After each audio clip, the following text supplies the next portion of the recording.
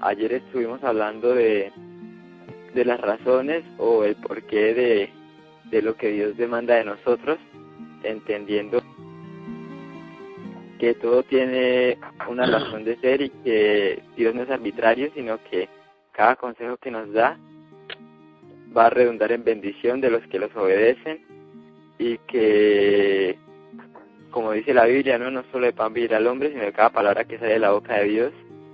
Y vivir de cada palabra que sale de la boca de Dios es obedecer lo que Él nos ha pedido, porque representa vida para cada uno de nosotros. Hoy vamos a estar estudiando la relación que existe entre nuestro estilo de vida saludable y nuestra espiritualidad. Es importante saberlo porque el cristiano es el crecimiento espiritual, porque esto evidencia pues que hay una buena relación con Dios, y también si nuestra espiritualidad es buena nos capacita para poder prestar un mejor servicio a los demás también. En el Antiguo Testamento, en el pueblo de Israel, nosotros encontramos que Dios levantó un profeta que era Moisés, y a través de Moisés comunicó muchas instrucciones al pueblo. Habían instrucciones que eran netamente espirituales, o que tenían que ver con la salvación, que eran las leyes ceremoniales que apuntaban a Jesús.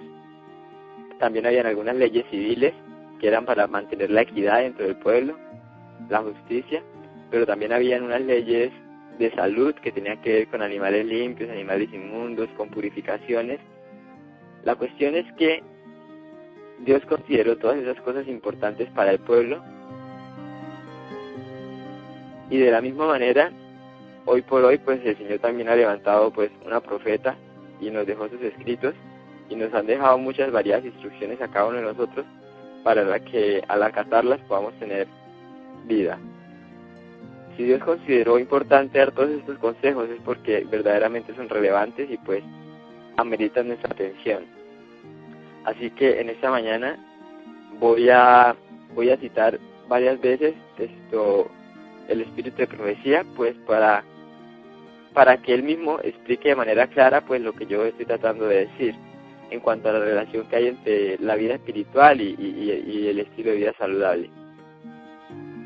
Nosotros quiero que vayamos al libro 1 de Corintios, capítulo 10, si tienen sus Biblias, me pueden acompañar. 1 de Corintios, capítulo 9, versículo 25 al 27. Dice: y todo aquel que lucha, de todo se abstiene, y ellos a la verdad, para recibir una corona corruptible, pero nosotros una incorruptible. Así que yo de esta manera corro, no como a la aventura, de esta manera peleo, no como quien golpea al aire, sino que sujeto mi cuerpo y lo pongo en servidumbre, no sea que habiendo predicado a otros, yo mismo venga a ser reprobado. El apóstol Pablo, cuando se dirigió a los Corintios, utilizó este ejemplo porque en aquella época habían unas carreras que se llamaban las carreras pedestres, y entonces las personas competían pues para salir victoriosos en esta carrera, ¿no? Esta era una carrera muy fuerte, muy difícil, y entonces las personas que competían en esa carrera se sometían a una severa disciplina para poder estar aptos para ganar. Ahora, estas personas se esforzaban tremendamente para ganar algo que para nosotros sería muy pequeño.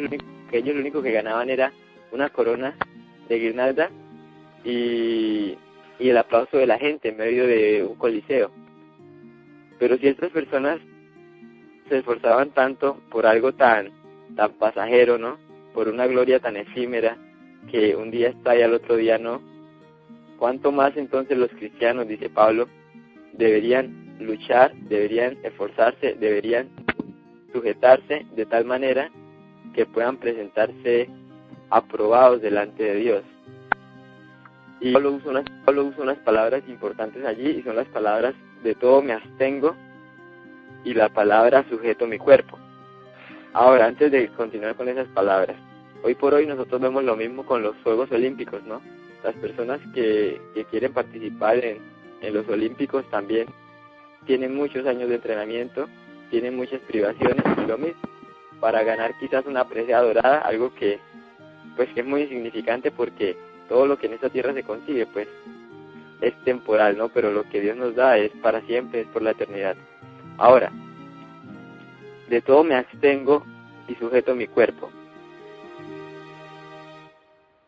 Antes de citar algunos párrafos del Espíritu de Profecía, yo quiero definir algunos términos que de pronto vamos a encontrar. La palabra abstengo o sujeto implica en el hecho de que de una acción de la voluntad, del hecho de que nosotros tenemos que tomar una decisión de ir en contra de algo. Y también abarcan otro término más amplio, que es la temperancia o la templanza, que es uno de los dones del Espíritu Santo. Ahora, por templanza o por temperancia entendemos la abstinencia de todo lo malo, nocivo, perjudicial, y la moderación en las cosas que son buenas, porque aun cuando cosas que son buenas en sí mismas se llevan al exceso, se pueden tornar pues perjudiciales. Otra cosa, decíamos que Dios nos creó como seres pensantes, que tenemos una mente, que tenemos un cerebro, y nuestra mente tiene facultades mentales. Unas son facultades superiores de la mente y las otras son facultades inferiores de la mente. Las facultades superiores de la mente son el juicio, el raciocinio, el intelecto, la memoria. Y las facultades inferiores de la mente son el deseo, el apetito, la pasión. En el orden natural de las cosas, cuando Dios nos creó, las facultades superiores de la mente dominaban las facultades inferiores. Pero después de que el ser humano pecó, entonces el ser humano fue degradado y su cuerpo vino a controlar. Entonces las facultades inferiores de la mente tomaron el dominio. Y entonces el ser humano ya no se guiaba por lo que era correcto o razonable, sino por lo que sentía en su ser debido a las inclinaciones que tenía en su carne. Entonces cuando hablamos de la carne, hablamos de esas inclinaciones de nuestro cuerpo, ¿no? Que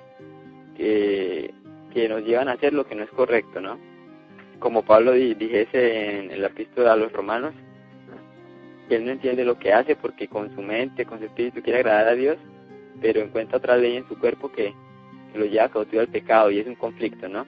Entonces, la ventaja o la bendición que nos ha dado Dios es que Él nos ha hecho, pues, agentes morales libres. Entonces necesitamos ejercitar nuestra voluntad y sobreponernos a esas inclinaciones, haciendo la resolución de agradar a Dios de todo corazón, como dijese el profeta Daniel en su libro, en el capítulo 1, en el versículo 8, cuando él dijo: y Daniel propuso en su corazón no contaminarse con la porción de la comida del rey, ni con el vino que bebía. Pidió por tanto al príncipe de los eunucos que se le permitiese no contaminarse. Daniel tuvo que hacer una resolución en su tiempo para ser fiel a Dios, y nosotros hoy por hoy también tenemos que hacer una resolución para poder ser fieles a Dios. Unos ejemplos de cómo hay una relación importante entre nuestro crecimiento espiritual y la presencia de Dios en nosotros, y la vida saludable o nuestro régimen alimenticio, lo tenemos en Juan el Bautista. Cuando Dios el ángel se le apareció a Zacarías, él le dio instrucciones acerca de cómo debía vivir su esposa en cuanto a lo que la temperancia implica, ¿no? En cuanto a lo que iba a beber, a lo que iba a comer, ya que en su vientre iba a haber un niño que iba a ser profeta del Altísimo y que iba a preparar el camino para la venida del Señor. Y nosotros sabemos que pues Elizabeth siguió estos consejos, y que Juan el Bautista fue lleno del Espíritu Santo en gran manera. Ahora, ya con un fundamento bíblico sentado, y ya entendiendo qué es la temperancia, entonces uno de los primeros aspectos es que cuanto a cómo, cuando no tenemos un buen estilo de vida, afecta a nuestra espiritualidad, es porque para Dios la intemperancia es considerada como pecado. Y yo quiero leer una cita del Espíritu de Profecía que corrobora eso, que dice así: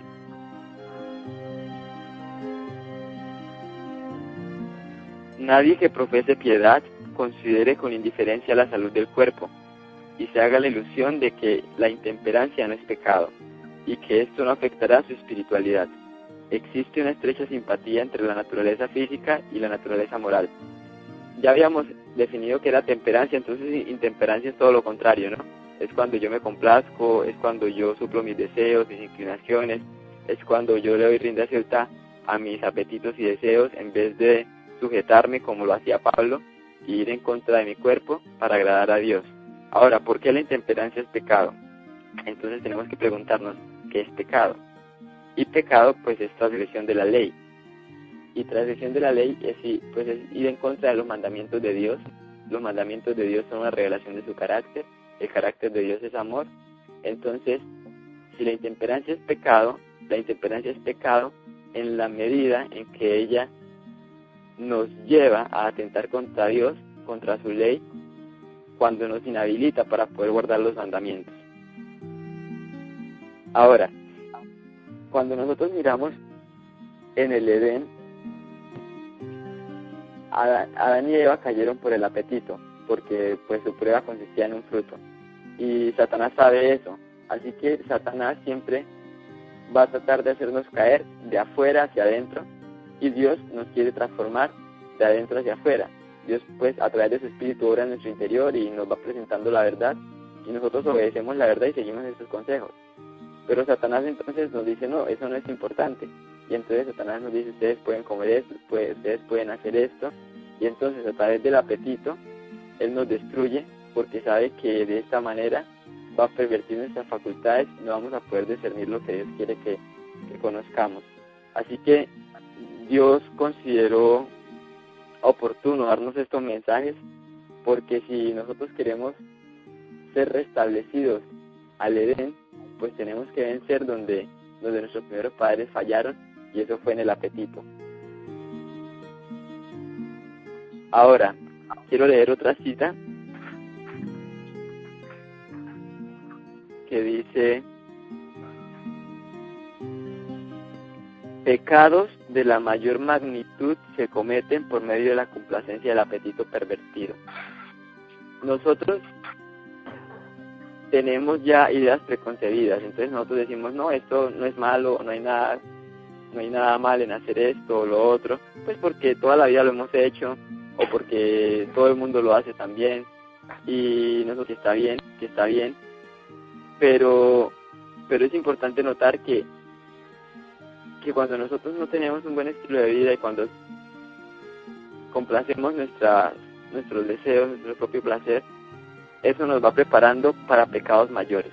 Normalmente nosotros pensamos es que cuando hablamos de pecado, nosotros calificamos los pecados y decimos, no, pecado es algo así que es como muy malo, como terrible, como que a los ojos del mundo se ve muy mal.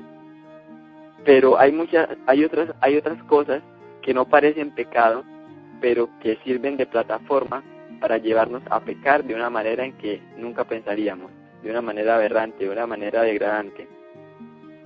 Entonces, es importante entender esto porque muchas de nuestras inclinaciones pecaminosas tienen su raíz en el hecho en que no estamos llevando una buena alimentación y un buen estilo de vida.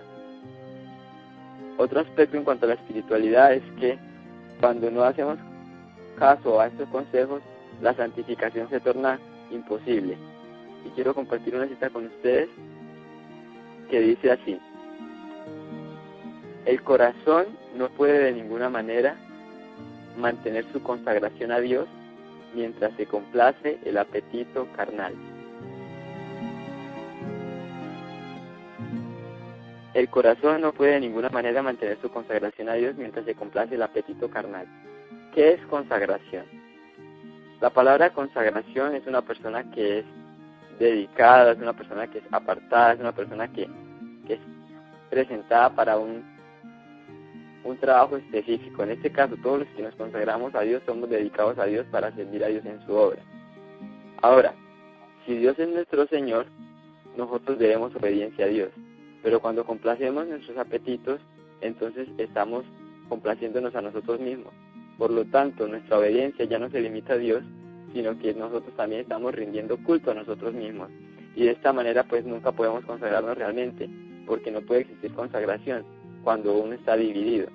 La única manera de estar consagrados es cuando nos entregamos totalmente a ese ser que nos dio la vida, en este caso que es Dios, y vivimos totalmente para Él. Yo quiero que vayamos al libro de los Romanos, capítulo 12, versículo 1, dice: por tanto, os ruego, hermanos, por la misericordia de Dios, que presentéis vuestro cuerpo en sacrificio vivo, santo, agradable a Dios, que es vuestro servicio racional. Si nosotros nos consagramos totalmente a Dios, nosotros nos presentamos como ofrendas para Dios, pero nos presentamos completamente. No podemos dar una parte a Dios y dejar otra parte para nosotros, porque de esa manera no sería una completa consagración y no podríamos rendir el verdadero culto que Dios está demandando de nosotros. Quiero compartir otra cita con ustedes.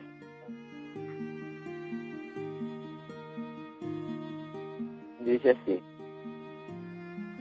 hablando del apóstol Pablo, dice: el apóstol entendía la importancia de una condición saludable para lograr el éxito en el perfeccionamiento del carácter cristiano. El apóstol entendía la importancia de una condición saludable del cuerpo para lograr el éxito en el perfeccionamiento del carácter cristiano. Ahora, ¿por qué es importante esto? Es muy simple. Toda tentación, toda prueba, opera de la misma manera. Cada quien es tentado según la concupiscencia de su carne. Cada quien es tentado según su deseo, cada quien es tentado según su inclinación. Entonces, si nosotros no somos capaces de vencer en el apetito, ¿qué nos hace pensar que vamos a vencer en otros aspectos de nuestra vida? Si en esencia es lo mismo.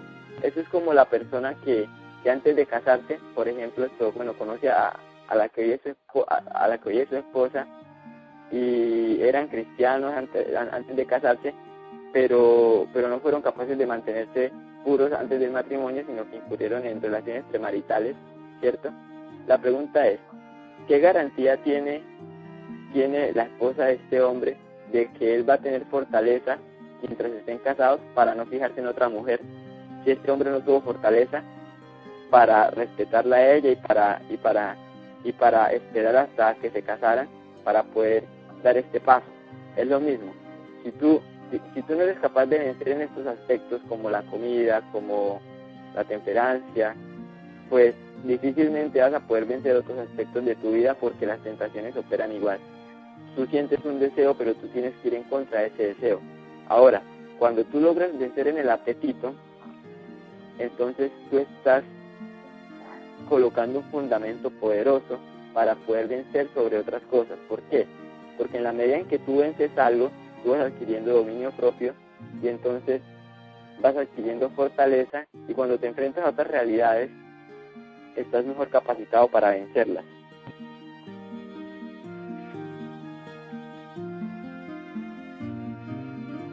Decíamos que lo que comemos afecta a nuestra mente y que Dios se comunica con nosotros a través de nuestra mente. Así que quiero compartir una cita acerca de cómo nuestros hábitos alimenticios afectan nuestras facultades mentales. Dice así: a estómago cargado, cerebro pesado. Pueden oírse las más hermosas palabras sin apreciarlas, por estar confusa la mente a causa de una alimentación impropia. Aquí está hablando desde el contexto del sábado, y dice: al comer con exceso en el día de reposo, muchos contribuyen más de lo que se figuran a incapacitarse para aprovechar los recursos de edificación espiritual que ofrece ese día. Entonces, a estómago cargado, cerebro pesado. Pueden oírse muchas palabras bonitas, hermosas, pero no las vamos a apreciar porque nuestra mente está confusa y no las puede comprender. Vamos a hablar un poquito de fisiología, de la digestión o de cómo es la cuestión de lo que comemos. Nosotros tenemos nuestro cerebro, cierto, que está en nuestra cabeza, pero hay algo que los médicos o los estudiosos han llamado el segundo cerebro, y llaman el segundo cerebro al estómago. ¿Por qué? Porque hay una gran red de nervios que está alrededor de todo nuestro sistema digestivo y que es una red de nervios muy, muy grande, muy cercana a la red de nervios de nuestro cerebro. ¿Qué quiere decir eso? Que nuestro apetito tiene un gran poder para controlarnos, así como nuestro cerebro también nos puede dirigir. Ahora, cuando tú comes en exceso, entonces ocurre algo que se llama un embotamiento. Como tienes tanta comida, la digestión se hace más lenta y entonces toda la sangre que debería estar en tu cerebro trabajando bien, entonces tiene que ir a los órganos digestivos para ayudar a la digestión. Entonces tu mente no se puede concentrar. Es como cuando tú tienes una clase después de que has almorzado. La gran mayoría de las personas cuando tienen una clase después de que almuerzan, por lo general están adormecidos, les da sueño, tratan de escuchar pero como que no agarran la idea. Bueno, y lo mismo pasa con nuestras percepciones espirituales. Por otro lado, cuando nosotros comemos en exceso o comemos alimentos que no son debidos, malas combinaciones, entonces nuestra digestión se paraliza y al estar los alimentos por tanto tiempo en nuestro estómago se produce un fermento, y al producirse un fermento entonces se libera alcohol, y al liberarse alcohol nuestras percepciones mentales quedan nubladas también. Es como, digamos, que es como estar borracho aunque tú no te sientes borracho, pero es eso, como que tu mente no de todo está funcionando bien. Entonces es muy importante entender cómo hay una relación entre lo que comemos, cómo comemos, cuándo comemos, con el hecho de poder recibir la verdad y poder apreciarla y entenderla y ser enriquecidos espiritualmente. Quiero compartir otra cita con ustedes acerca de el efecto que tiene lo que comemos sobre nuestro discernimiento y nuestro poder de hacer decisiones. Dice así: cualquier cosa que disminuya la fuerza física debilita la mente y la vuelve menos capaz de discernir entre lo bueno y lo malo. Nos volvemos menos capaces de escoger lo bueno y tenemos menos fuerza de voluntad para hacer lo que sabemos que es recto. Esta sentencia está muy, muy importante porque es evidente que en la medida que complacemos nuestros apetitos, nos descalificamos para discernir entre lo correcto y lo incorrecto, y además vamos perdiendo fuerza de voluntad para hacer frente a las pruebas.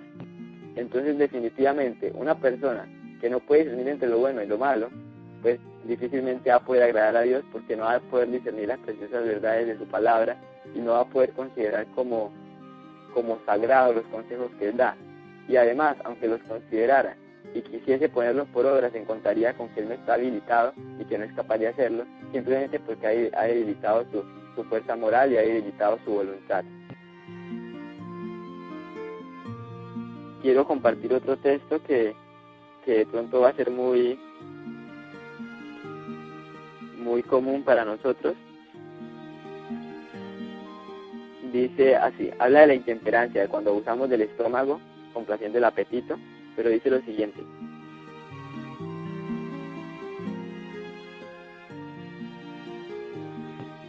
el pecado de comer con intemperancia, de comer muy frecuentemente, en demasiada cantidad, alimentos ricos y malsanos, destruye la acción saludable de los órganos digestivos, afecta el cerebro y pervierte el juicio,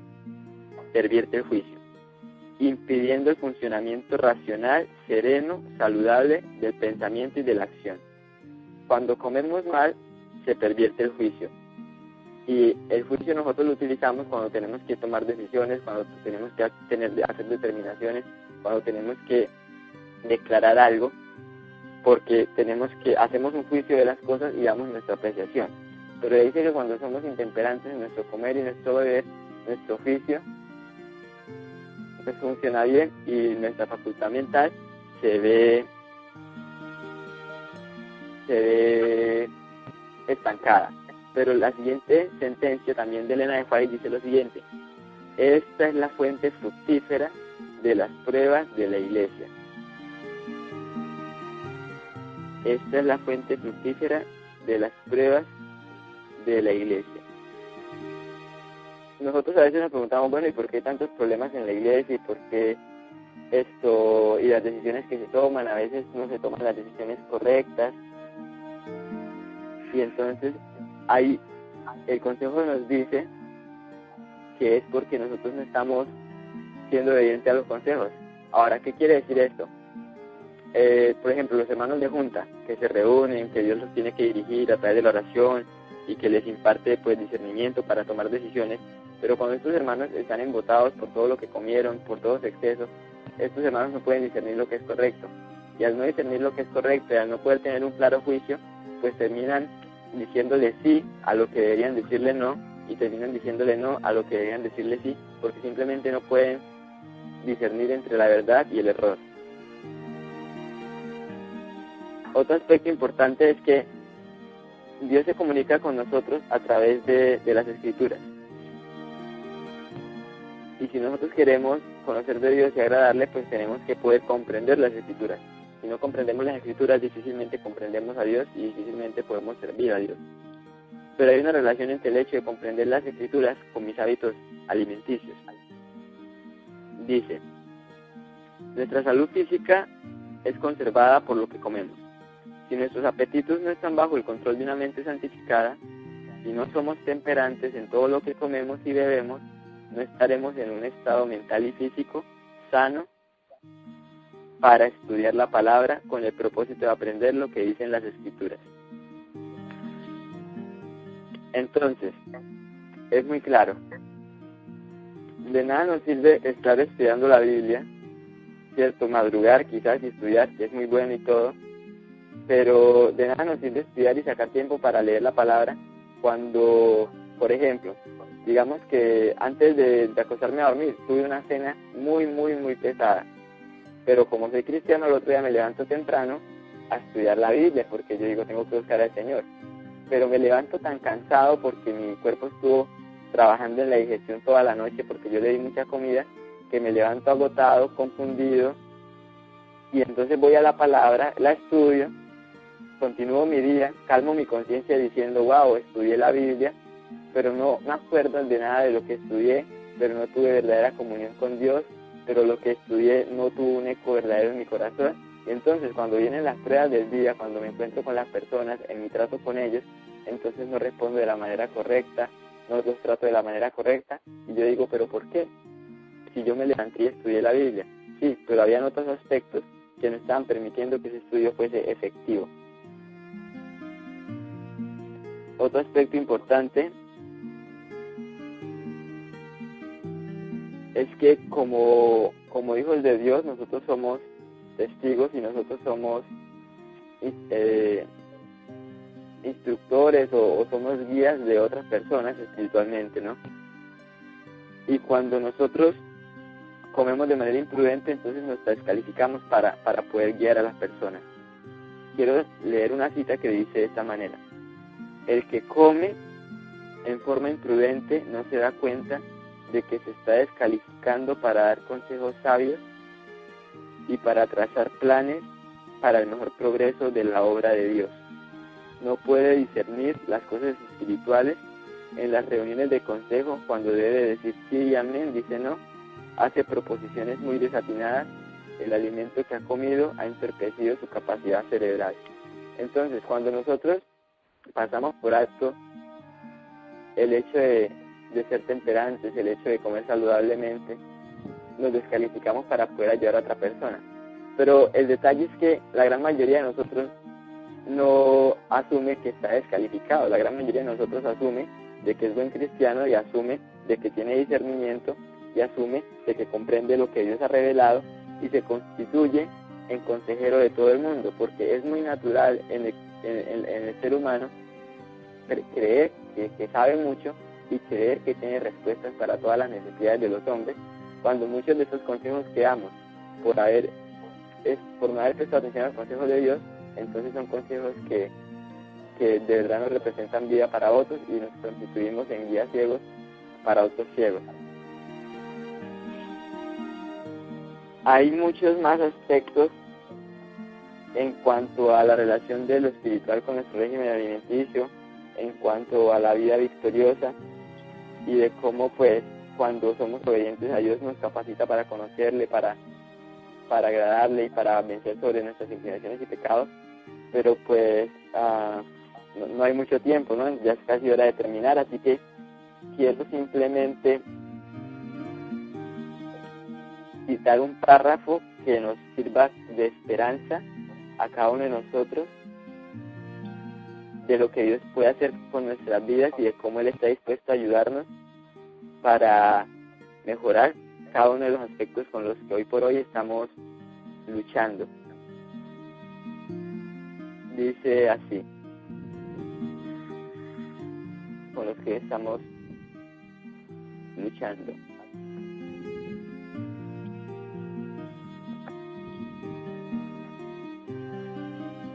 Un momento.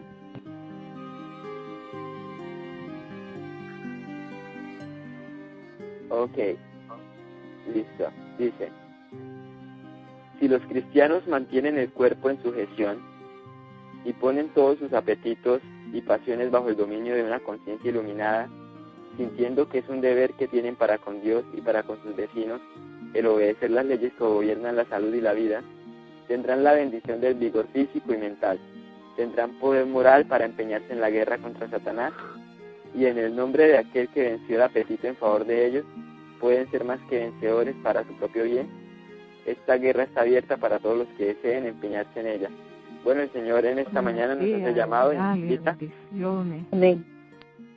y nos invita a que nos unamos a Él en este conflicto y que recibamos de su fortaleza, de su poder. Él nos va a capacitar, que hagamos la resolución de hacer cambios en nuestra vida, de hacer reformas, porque el Señor quiere usarnos como instrumentos útiles en su obra, quiere que procedamos a salvación y quiere que podamos guiar a otros a la salvación. Así que el Señor los bendiga, que el Señor toque cada corazón, les impresione estas verdades en sus mentes y los guíe a toda obediencia en Jesús.